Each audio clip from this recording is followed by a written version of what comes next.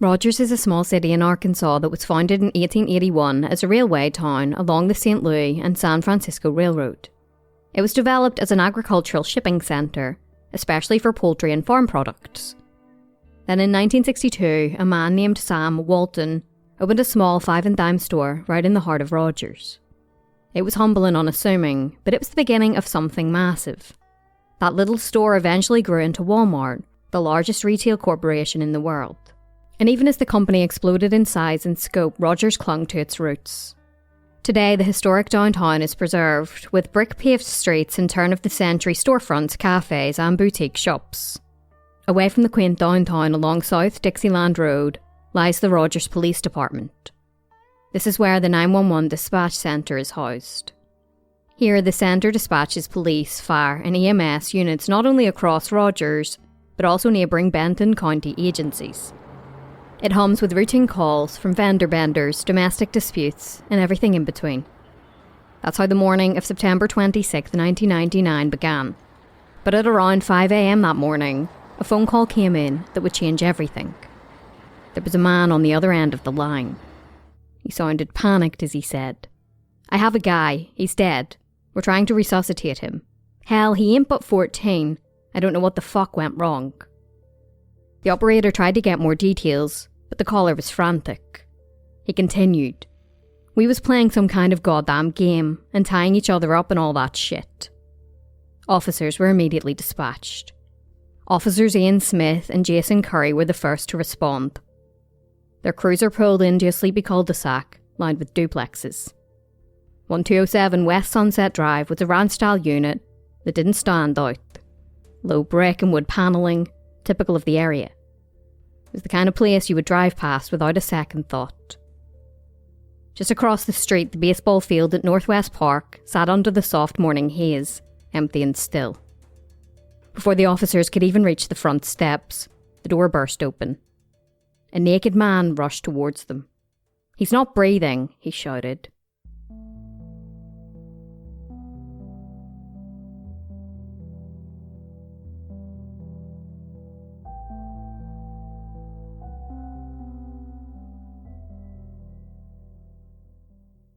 Greasy Valley Road winds its way through the hills outside Prairie Grove in Arkansas, just past the small town of Clyde.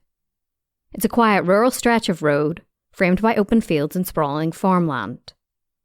It was along this unassuming stretch of countryside that 13-year-old Jesse Dirkhising lived with his family, in a modest trailer tucked between tall grass and farmland. Their home wasn't grand, but it was theirs. Jesse was the eldest of 3 children, born to Tina and Timothy Dirkhising. But his parents' marriage didn't last. Just 2 years. And after the divorce, Timothy drifted out of his son's life, leaving a quiet vacancy where a father figure should have been. That space was eventually filled by Miles Yates, Tina's new partner. Jesse called him Dad.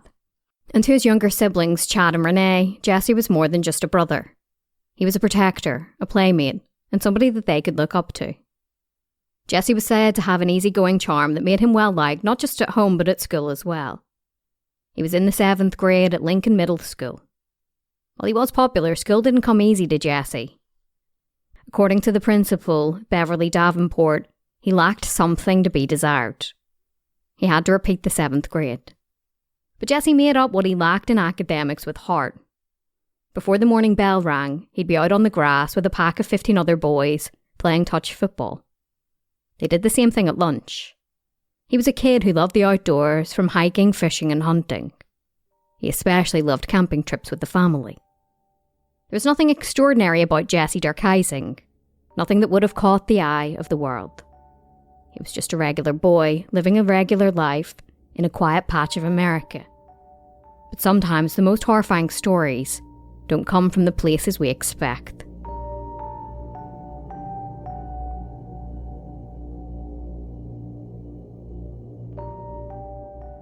When officers Ian Smith and Jason Curry pulled up outside the low-rise duplex on West Sunset Drive, they were met at the door by a naked man. He was visibly shaken, his eyes wide with panic. His name was Davis Don Carpenter. He was 38 years old, and he was frantic. "He's not breathing," he kept repeating over and over, like he was trying to convince himself more than anybody else. Carpenter quickly led the officers inside, through a narrow hallway with worn carpets and low ceilings. The apartment was small and quiet, save for the distant hum of a television left on in another room. The smell of feces hit the officers almost immediately. Standing in the hallway was another man, 22-year-old Joshua Brown. He was completely naked, clutching a flashlight in one hand and a telephone in the other. Brown didn't speak. Carpenter continued to lead the officers towards the back of the apartment and into a small bedroom. The door creaked open. There, on the floor, was a mattress. No frame, no sheets, no blankets. Just a bare, stained mattress in the middle of an otherwise empty room. And beside it was a teenage boy lying motionless. It was Jesse Dirkhising. He was naked. His small frame lay awkwardly beside the mattress, and his genitals and abdomen were smeared with feces. The smell that had clung to the hallway now swallowed the room whole. It was, as Officer Curry later said, overwhelming. The officers rushed to Jesse's side. His lips were tinged blue and his skin was cool to the touch. But there was still a pulse that was faint and barely there, although he wasn't breathing. The officer scanned him quickly, instinctively noting every detail. There was duct tape wrapped tightly around his right hand. They turned to Brown and asked what it was doing there. Brown looked up and softly responded, "We were playing a game." As they waited for paramedics to arrive, the officers swept their flashlights around the room. That's when they started to see more. On the mattress was an empty prescription pill bottle. On a nearby mirror was loose pills scattered around a razor blade. There was also drug paraphernalia. The quiet of the neighbourhood was shattered by the sudden arrival of paramedics. Red and blue lights flashed across the street. It was just past 5 a.m. and most of Rogers was still asleep, unaware of the horror unfolding inside this unremarkable apartment. The medics moved quickly. They lifted Jesse carefully onto a stretcher, shielding his body with a blanket. As the ambulance roared away from West Sunset Drive with their sirens wailing, the team worked furiously to keep Jesse alive. They were headed to St. Mary's Hospital as Jesse Dirkhising's life hung in the balance.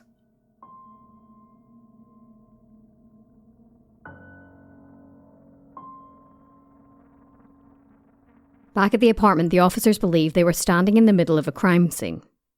Nothing about what they had just encountered appeared to be normal. A naked teenage boy, naked men, and a collection of disturbing items. While normally a search warrant would be executed, detectives didn't need one. They had asked if they could search the apartment, and Davis Carpenter had responded, "Well, you're going to look anyway. You're going to get a search warrant and look." He then signed a consent to search form. As a warning, the next section of this episode deals with the abuse of children. Please listen with caution. In the living room and bedroom, detectives recovered numerous small green pills, various bottles of prescription medication, which included amitriptyline, which is a heavy sedative commonly used to treat depression. There was also a small quantity of methamphetamine. But it wasn't just drugs that detectives found. There were countless tubs of petroleum jelly. In the bedroom, 2 cucumbers were recovered. One was covered in petroleum jelly, while the other was covered in feces. Nearby was a tube-shaped sausage and crushed banana. In another corner of the bedroom, they came across bondage items, including belts, duct tape, strapping tape, nylon rope, rubber jump rope, and electric cord. Discarded on the floor lay a plastic disposable douche bottle, with the applicator secured in place with duct tape. The search then continued in the living room. The computer was still running, and up on the screen was a program that was titled Medical Drug Reference 4.0. On the computer table lay a piece of paper with a handwritten note addressed to Baby. In the right corner of the note was the names of 3 types of prescription pills.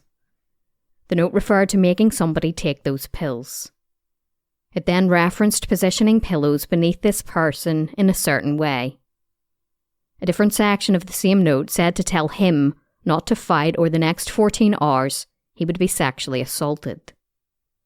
Nearby, detectives found the second note that referenced a piece of meat being inserted into somebody's anus. The note also referred to Davis engaging in intercourse with you blindfolded on pills. Another note was discovered once more addressed to Baby. This note referred to duct tape and included a hand-drawn diagram of somebody bound to a bed. There were notations that referred to pillows, tape all the way around, face down, and the buttocks of a person being raised approximately 2 feet. There were other letters discovered in various parts of the apartment.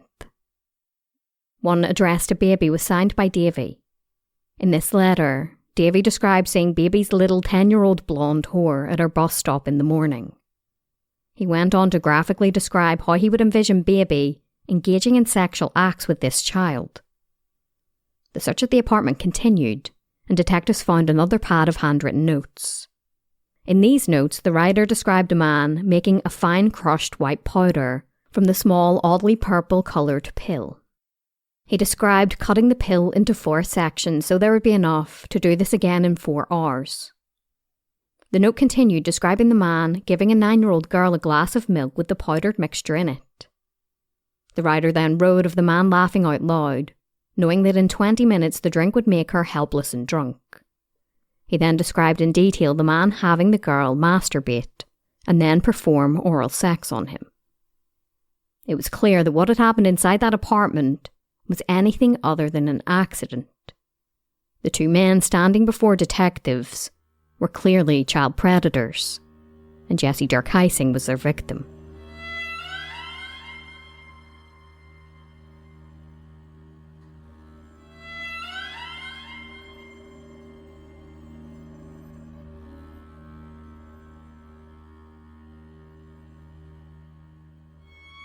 By now, more officers had arrived at the apartment. One of them was Corporal Rick Simmons. He separated Carpenter and Brown and began questioning Joshua Brown. Without warning, Brown lunged at him. He swung a fist towards Simmons, but he was restrained before he could make contact. Officers quickly placed him under arrest. Detective Martha Armstrong stepped in and read him his Miranda rights. That's when Brown began to talk. He told them that he and Davis Carpenter were in a relationship. He said Carpenter called him Baby, a detail that immediately caught the detective's attention. It was the same name used in the disturbing letters found throughout the apartment. Brown said that he and Jesse frequently tied one another up, but he insisted it wasn't sexual. He described what happened that night. He said he snuck up on Jesse, tied his hands behind his back, and stuffed a pair of underwear into his mouth. He secured it with a bandana and duct tape and then blindfolded him, again using duct tape to hold everything in place. A t-shirt was pulled over Jesse's head, but Brown claimed he made sure that Jesse's nostrils were left uncovered. He said he then bound Jesse's legs with belts, tight around the knees and ankles. Once immobilized, Brown said he untied Jesse's hands only to secure them again, this time to opposite corners of the mattress. Jesse was then placed on his stomach. Brown told investigators that he penetrated Jesse with different objects, including a cucumber, a sausage, a banana, and a douche bottle. But he wasn't finished there. Brown said he then prepared an enema using his own urine mixed with the sedative amitriptyline and administered it. Then he took the cucumber again, this time taping it in place. After that, Brown said he went into the kitchen and made himself a sandwich. When he left Jesse in the bedroom, he said that the boy was kicking around and acting goofy. He said, "We was messing around and stuff. I left him for 5 minutes. I didn't think I tied his hands that tight. I left his nose uncovered so he could breathe." When Brown returned, he said that Jesse wasn't breathing. He claimed he removed the bindings, including the t-shirt, the bandana, the tape, the underwear, from his mouth, and then ran to wake up Carpenter. Carpenter, however, told a different story. He said that he had been asleep when Brown woke him, saying that Jesse wasn't breathing. But when Carpenter walked into the bedroom, he said that Jesse was still bound. He claimed he attempted CPR and then called 911. But nothing about this version matched the scene or the evidence. It was clear that Jesse had been the victim of calculated sadistic abuse. And it was just as clear that both men had played a role. The handwritten notes tied Carpenter directly to the abuse. Many of them had been written by him, addressed to Baby, his pet name for Brown. The two men were then taken into custody and transported to the Rogers Police Department for formal interrogation. Joshua Brown sat down in front of Detective Sergeant Hayes Minor. His story had since changed. He now claimed that he and Jesse had been sexually involved for approximately 2 months. Since Jesse was just a child, however, Brown had actually been grooming and molesting him. They weren't sexually involved, as he had put it. He described the sexual assaults he had inflicted as games and playing. According to Brown, he and Jesse had spent the entire weekend sneaking up on one another and tying each other up. He described cutting Jesse's clothing off, telling the detectives, "I told him, ha, how do you like that?" Brown was then questioned about Carpenter's involvement in the rape of Jesse. He now admitted that Carpenter wasn't asleep. He said Carpenter had stood in the doorway of the bedroom. He was naked and masturbated. Brown then admitted that the notes in the home were indeed from Carpenter. Various ones were telling him what to do to Jesse. Carpenter had even purchased the items used in the sexual assault. While Brown had initially characterised the assault on Jesse as horseplay gone wrong, he later changed his tune. He blamed Jesse for initiating sexual contact. He claimed that nights earlier, Jesse, who was a 13-year-old boy, had come on to him and performed a sex act. Over at the hospital, doctors fought desperately to save Jesse's life, but it was tragically too late. He died shortly after he arrived. His body was transported to the medical examiner's office, where the autopsy revealed the cause of death: positional asphyxia. Jesse couldn't breathe. The way he had been restrained and positioned cut off his air. Toxic levels of a powerful sedative found in his system had also contributed to his death. Joshua Brown and Davis Carpenter were subsequently charged with first-degree murder. At the court hearing, Judge David Klinger refused to set bail for either man. Prosecutor Brad Butler stood before the court and announced his intent to seek the death penalty. He spoke with deep conviction as he said, "What I saw inside that apartment was the most horrific thing I've witnessed in my 11 years as a prosecutor. It was a horrible, brutal crime. No one deserves to lose a child this way." Brown and Carpenter were then sent back to jail, and each were placed into isolation for their own safety. But before they were separated, Carpenter had already spoken to some inmates at the jail. He admitted to them that he had taken part in Jesse's assault. He said he had forced pills down his throat. He claimed he didn't know whether it was the drugs or the tape binding and gagging him that caused his death. But for detectives, questions still remained. How exactly had Carpenter and Brown come to know Jesse? How had a child ended up in their grasp?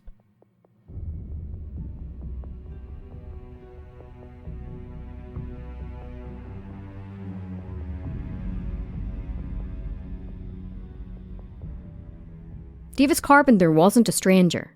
He had been a friend of Tina and Miles Yates. He had first met Miles through methamphetamine. Miles had sold it, and Carpenter had been a client. But more recently, Carpenter was managing a local beauty salon. In the months before Jesse was killed, Carpenter had offered him a job sweeping hair on the weekends. He knew that Jesse was saving up money to fix an old pickup truck. Tina and Miles agreed. They trusted Carpenter. They also trusted Brown. Jesse was over the moon. $50 a weekend was a lot of money to him. So each Saturday and Sunday, Tina or Miles would drive him to the salon from their home in Prairie Grove and pick him up again that evening. But Carpenter soon offered to make things easier. Jesse could stay over on Saturday nights and come home Sunday. It saved petrol. It saved time. But in the end, it cost everything. The Monday after Jesse was murdered, his space on the school bus sat empty. The ride was unusually quiet.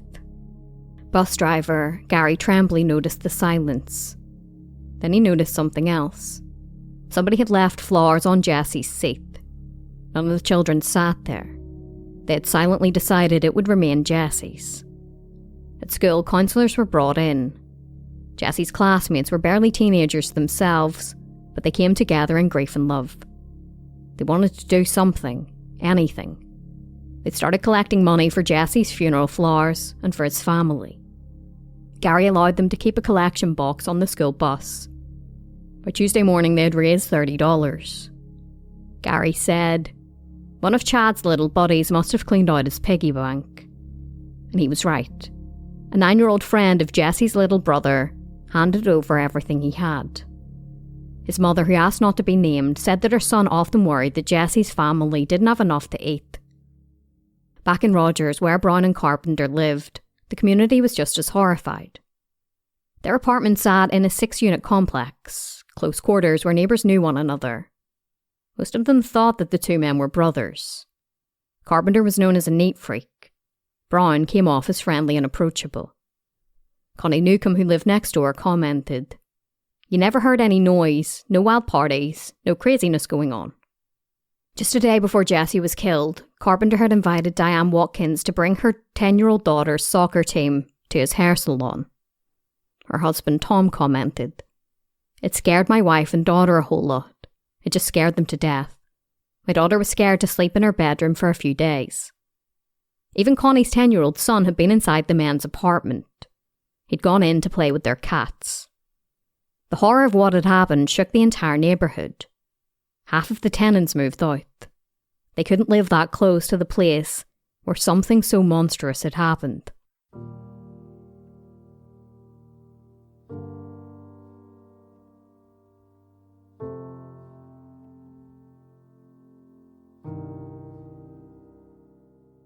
On the 13th of October, Joshua Brown and Davis Carpenter appeared in court, where they pleaded not guilty to all of the charges. Their defence teams filed a motion for gag orders, hoping to keep the disturbing details of Jesse's murder sealed from the public. But the judge denied the request. Still, despite the brutality of the case, media coverage remained strangely sparse. A few local papers had covered Jesse's murder, but there was no national outcry. Not until a week later, when the Washington Times ran a headline that demanded attention. "Media tune out torture death of Arkansas boy." The piece criticised the near silence surrounding the crime. Tim Graham, director of media analysis at the Media Research Centre, commented, "Nobody wants to say anything negative against homosexuals. Nobody wants to be seen on the wrong side of that issue." David Smith, a spokesman for the Human Rights Campaign, quickly responded and said, "This has nothing to do with gay people." The article drew a sharp comparison between the lack of attention to Jesse Dirkhising's murder and the intense media response to the murder of Matthew Shepard, a gay man who was beaten to death in Wyoming the previous year. Both were heinous crimes, both involved vulnerable victims, but only one had made headlines across the nation. Even prosecutor Christopher Plumley admitted he was surprised by the quiet reaction. He didn't want to speculate why, but noted that Jesse's rape and murder had occurred in a small town with a low violent crime rate. He saw outrage in Rogers and Prairie Grove, but not the kind of national response that Matthew Shepard's murder had sparked. After the Washington Times article, other outlets finally began covering the case. The New York Post published a column by Brett Bozell, editor of Media Reality Check, who wrote, "Why would this story go untold? Had Jesse Dirkhising been shot inside his Arkansas school, he would have been an immediate national news story. But as national interest grew, so did political agendas. Anti-gay hate groups seized on the case. They accused the media of downplaying the story out of political correctness. Conservative activist Peter LaBarbera called on others to use Jesse's death as a rallying cry, just as Matthew Shepard's death had become a symbol for LGBTQ+ rights. Back in the courtroom, the growing publicity prompted Carpenter's attorney Tim Buckley to file a motion for a change of venue. He argued, "It's been on everyone's lips down here for a month and a half. Benton County is a very conservative county. It's the corporal headquarters of Walmart. It's always been a bastion of Republican conservatives." He believed that his client could get a fair trial. Brown's attorney, Charles Duell, filed his own motion requesting a separate trial. In February, Judge David Klinger granted the request and said that the men would be tried separately. He also ordered Brown to undergo a psychological examination at the state hospital in Little Rock. His attorney Lewis Lim made it clear they were exploring an insanity defence. They were trying to determine whether Brown had been sane at the time of the murder, and whether he could assist in his own defence. The results came back in September. Joshua Brown was found to be competent. So was Davis Carpenter. There would be no mental health defence, no diminished capacity. Both men would stand trial.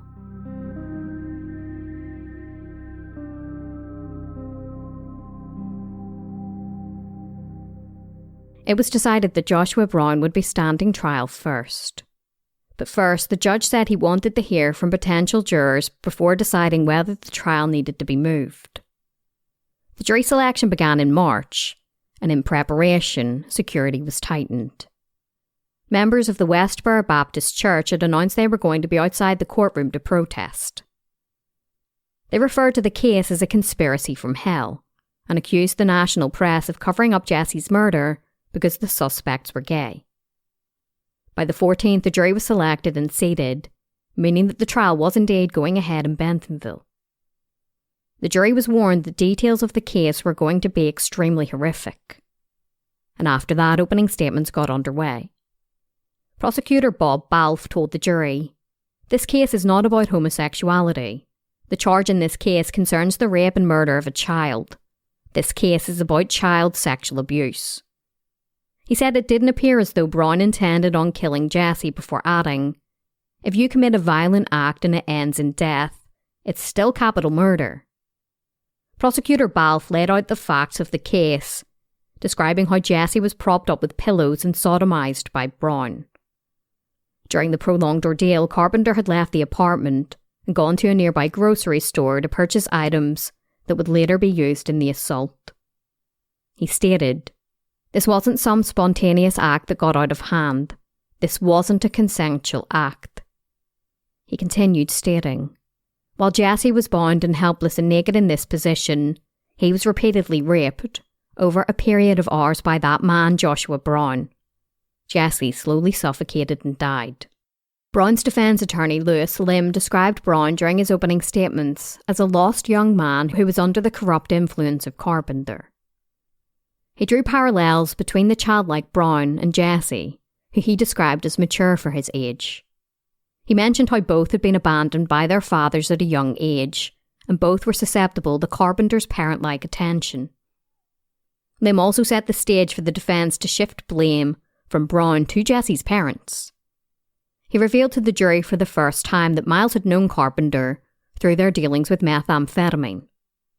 The night that Jesse died, he said that he had taken the drug with Carpenter and Brown. It had been found in his system. The defence attorney then spoke on Brown's upbringing. He said he was placed into state custody at 9 years old after his mother struggled with mental illness and couldn't care for him. He bounced from foster home to foster home until he was 17 when he moved to Mississippi, where his mother had moved to. He described Brown as a troubled, insecure teenager with drug addictions when Carpenter walked into his life in 1997. Carpenter was a successful hairdresser at the time. He befriended Brown and offered him a job. Lim said to the jury, "Carpenter realised this is a young man who I can bring into my fold." By the time they moved to Rogers in 1999, Brown depended on Carpenter financially. He said that Carpenter had done to Jesse what he had done to Brown, isolated him from his family. Before stepping down, the defence attorney conceded statutory rape, but said that Brown never intended for Jesse to die. Testimony got underway with the officers who responded to the crime scene that morning. Officers Jason Curry and Ian Smith both said that they didn't attempt to revive Jesse at the scene. They explained they weren't carrying masks necessary to protect themselves from disease. Department policy mandates their use during resuscitation efforts, they explained. Officer Curry had left to go and get the masks, but paramedics arrived and begun resuscitation efforts before he got back. The defence team suggested that Jesse might have survived if resuscitation efforts were performed immediately. Lim asked paramedic Jackie Weissman, "Could one breath have made a difference?" She responded, "Yes, sir." That same day, Jesse's mother, Tina Yates, testified. She told the jury that she had known that Brown and Carpenter were lovers, but it didn't matter. To her, they were like family. She said she trusted them. She had even been inside their apartment. Nothing raised red flags. Through sobs, she stated, "Jesse was my best friend. Jesse and I did a lot of growing up together. Jesse and I had no secrets from each other." Tina told the jury that Jesse hadn't wanted to work the weekend that he was killed. He wanted to stay home and ride his motorcycle. But he went anyway, and the plan was for Carpenter to bring him home on Sunday. She recalled their final goodbye, stating, "Jesse gave me a hug and a kiss, and I gave him one." She admitted to using drugs when she was younger, but said it was never in front of her children. She also claimed she had no idea that Miles had sold methamphetamine. Tina explained that she and Miles had told Jesse, if he ever wanted to experiment with alcohol or drugs, to come to them first. "We wanted to know what he was taking," she said. The jury then got to hear Brown's taped confession. In it, he claimed that he and Jesse had agreed to tie each other up and that Jesse had agreed to at least one act of sodomy. He stated, "The night before, he had hogtied me, so I thought I'd get him back. I left him for 5 minutes. I kept checking him and stuff, but I killed him anyway." During the trial, the grim notes found inside the apartment were presented. It was suggested that the blonde girl that Carpenter referenced was Diane Watkins' young daughter. Diane testified that 5 days before the murder, Brown had handed her a note inviting her daughter and her friends for haircuts by Carpenter. She said, "He knew Haley played soccer. He knew how to spell her name. I was concerned how he knew her." Her daughter, Haley's school bus, stopped in front of the apartment, and she often visited an elderly woman who lived next door. The judge had allowed the notes to be entered into evidence, although the defence had tried to have them blocked. The judge referred to them as blueprints for child rape. Thankfully, Diane's daughter was never harmed by the men, but the descriptions of acts they wanted to perform on her were very similar to how Jesse was drugged, bound and sodomized. When Brown was first interviewed, he downplayed Carpenter's involvement. He first of all said that he was asleep throughout the entire ordeal. However, he finally admitted that all of the notes were written by him. They were instructions on how to abuse children. He further admitted that he had gone to the store midway through the assault to purchase the cucumber and sausage. Wayne Jeffers, an inmate, also testified about Carpenter's involvement. He had been in a cell above Brown's cell and they had communicated through the vents. Brown had told him he didn't really know Jesse, that Carpenter was the one who really knew him. He said that Carpenter had lured Jesse into the situation by offering him money. He then drugged Jesse. Jeffers told the jury, he was reluctant at first and Carpenter made it sound like a game. Brown told him that Jesse had wanted to go home, but that Carpenter started to hit him and then sexually assaulted him. He stated, he was crying. He was really crying. He wanted to go home. Brown also told him that he had sexually assaulted Jesse too, and he had wanted to release him, but Carpenter told him no, that he wanted to keep him bound as his sex thing. Brown told Jeffers that he and Carpenter had checked on Jesse twice. The first time he was struggling, and the next time he wasn't breathing. The defence then began their case. They tried to portray Jesse, a 13-year-old boy, as a drug user. They called on 14-year-old Carissa Melbourne, who claimed she saw Jesse in the apartment of a 43-year-old woman near the apartment of Carpenter. According to her, the woman was injecting Jesse with methamphetamine. The defence were clearly trying to claim that the methamphetamine in Jesse's system and the overdose of antidepressant hadn't come from Brown. The defence also called on Brown's mother, Judith Wason, who spoke about his time in foster care. When he was a teenager, he had been physically abused by an uncle. Judith told the jury, "I didn't know Joshua had homosexual tendencies until after he was arrested." While Brown had admitted to seeing Jesse take 2 amitriptyline pills on the day of his death and giving him an enema of the drug that same day, the defence called on Dr. Jimmy Valentine. He suggested that Jesse had taken the drug up to 2 weeks before his death.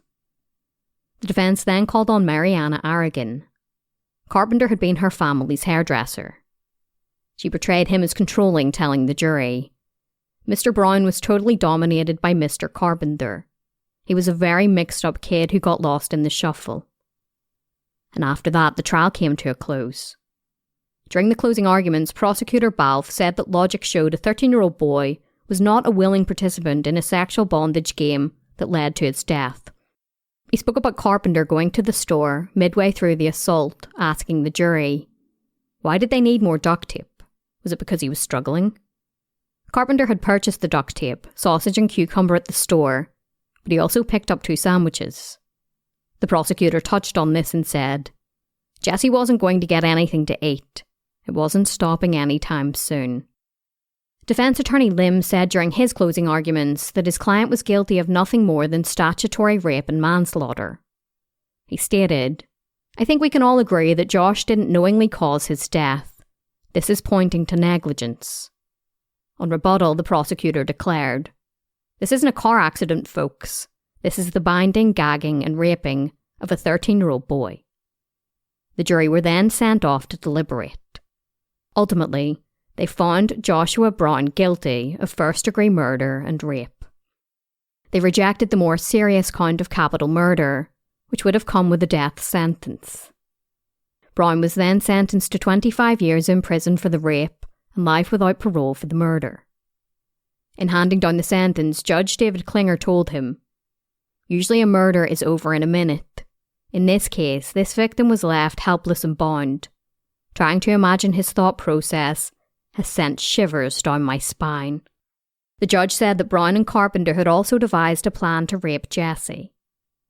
He rejected the defence's claims that Brown had been manipulated by Carpenter, stating, I don't find that Jesse ever agreed to that he agreed to become a sex toy of 2 grown men. Brown was given the opportunity to speak during the court hearing. He began to cry before he weakly said, I say I'm sorry.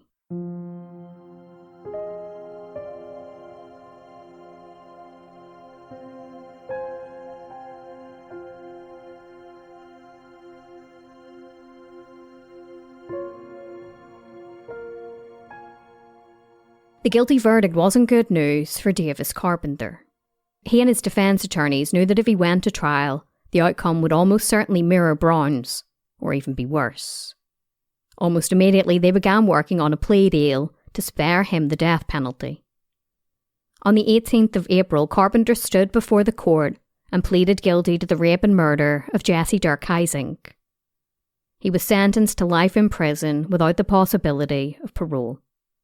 Then, in a voice void of the cruelty he'd once inflicted, Carpenter turned to Jesse's parents and said, I'd like to say to Miles and Tina that I'm sorry Jesse's gone. I tried to save him but couldn't. Every day I pray for them, and I will continue to pray for the rest of my life that the Lord will heal the hole in their heart.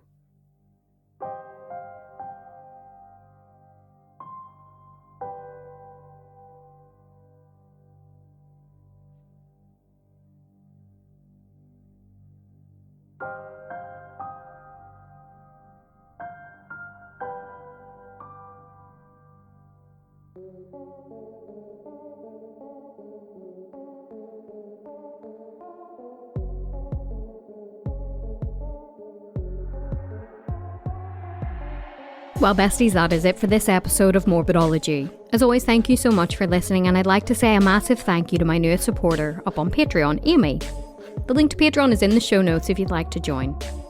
And there are absolutely no obligations. You can cancel your subscription at any time. As an independent podcaster, the support up on Patreon seriously goes such a long way, and I genuinely am eternally grateful. As I've mentioned in a few episodes, Morbidology is now up on YouTube, where the episodes are presented in a documentary style, along with videos and photos from each case. So if you'd like to head on over to YouTube and hit that subscribe button, I really would appreciate it. Remember to check us out at morbidology.com for more information about this episode and to read some true crime articles. Until next time, take care of yourselves, stay safe, and have an amazing week.